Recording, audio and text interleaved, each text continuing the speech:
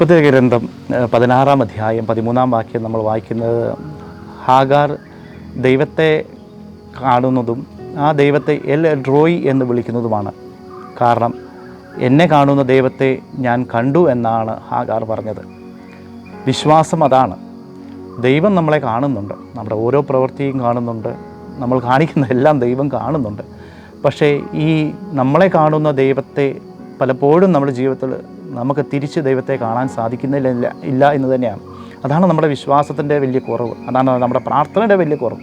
ഈ നോമ്പ് കാലത്തൂടെ നമ്മൾ കടന്നു പോകുമ്പോൾ നമ്മൾ ഒത്തിരിയേറെ ഉപവസിക്കുന്നുണ്ട്, പ്രാർത്ഥനകൾ ഒത്തിരിയേറെ നമ്മൾ ചെയ്യുന്നുണ്ട്, നമ്മൾ ഉപവസിക്കുന്നു, മാംസമെല്ലാം വർജിക്കുന്നുണ്ട്.